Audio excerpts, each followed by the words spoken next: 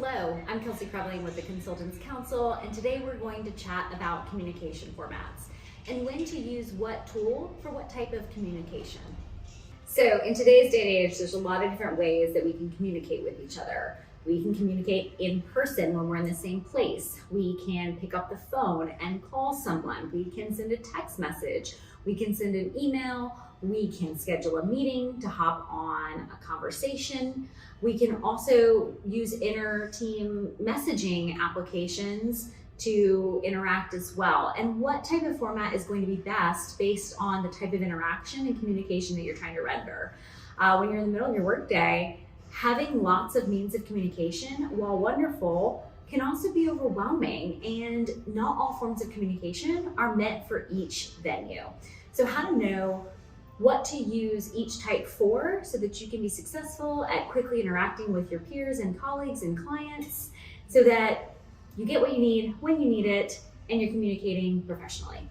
So let's start with the most informal type of messaging. What we use on team interactions, whether that be instant messenger through, you can use Microsoft Teams, or some organizations use Jabber, or there's lots of different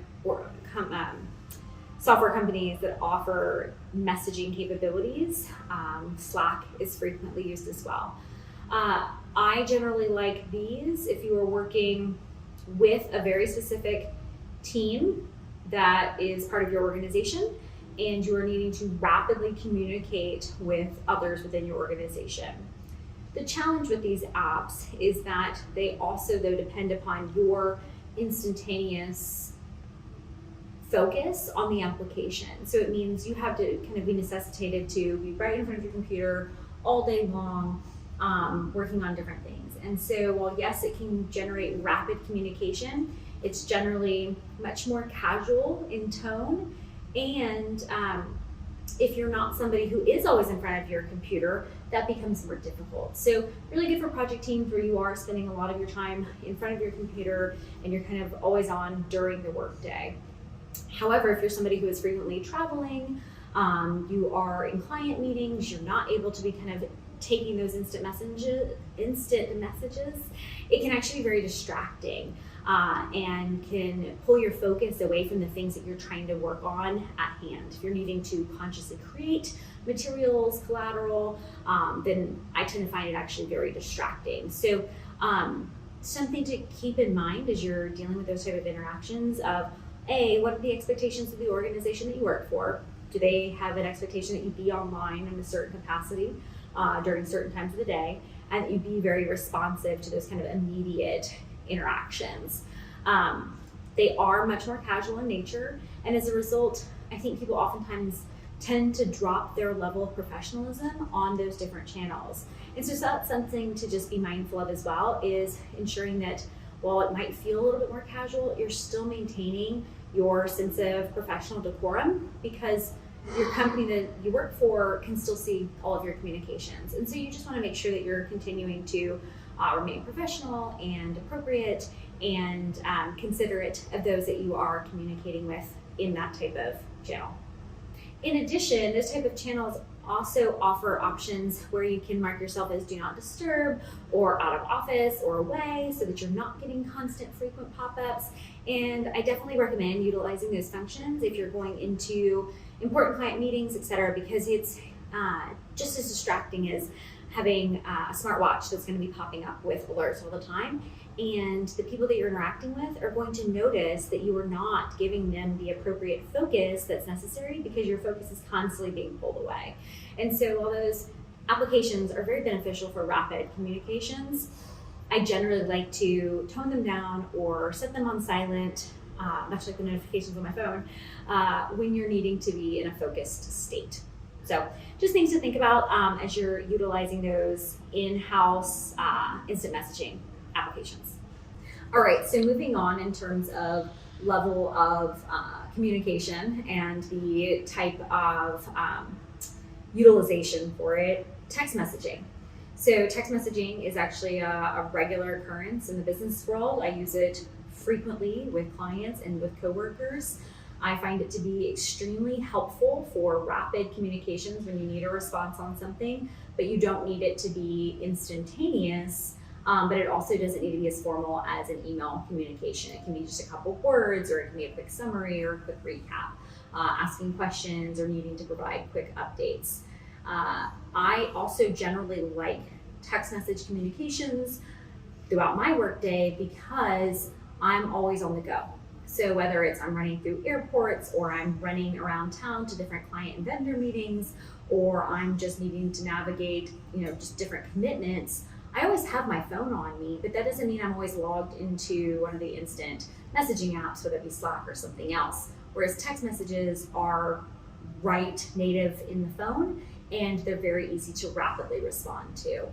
And so I definitely like that form of communication. Again, make sure that as you're interacting with your peers, your clients, that you are remaining professional in nature with your communications. And also, as with any communications, anytime you start interacting with others, make sure you're being respectful of what their boundaries are as well. So understand maybe your clients, if they're not somebody that likes to text, right? Set that expectation with them up front. Ask them if that's a form of communication that they like to receive, or they'd rather be receiving, emails or phone calls.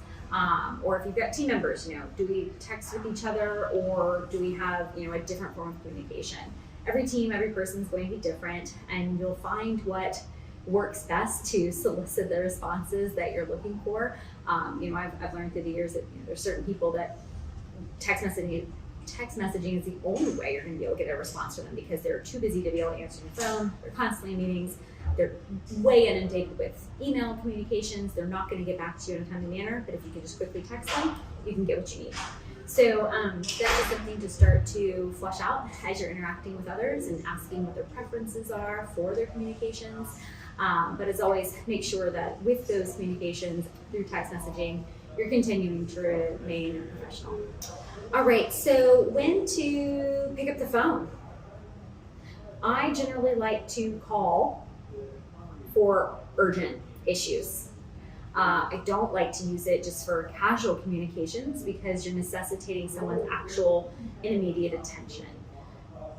That is a distraction for most people during the workday, to have to pick up the phone and stop what it is that they're doing to engage with you real time. Whereas text message communications, emails, those are things that people can see and respond to once they have a chance. So I generally like to only employ it when it's something that is going to take more conversation than a quick exchange via text message or instant message that needs a little bit more consideration or explanation.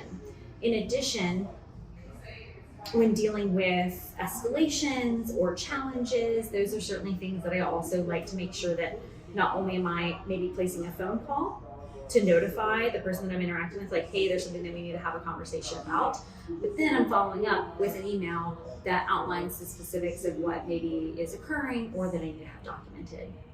I generally prefer email as the de facto form of communication that is professional, that outlines specifics, and that can be referred back to and forwarded to others to showcase a track record of communications or explanations or discussions. Email is tough when it is needing to go back and forth rapidly, because it isn't as instantaneous as instant message, and someone is not necessarily just right there replying quickly. But email is really wonderful for clear documentation of those type of discussion items, different attachments of materials that you're needing to confirm, and kind of solidifying something in time. So, obviously, this is something that will vary based on the team that you're a part of, based on the organization that you are working with, and based on the clients that you interact with and all their different interpersonal, relationships that you're going to have. In addition, it's also going to differ based on the different time zones of people that you're working with. If you're working with teams across, major time zones, text messaging likely isn't the best format if you're dealing with things that are more than like an hour or two off, because you've got people operating on very different schedules.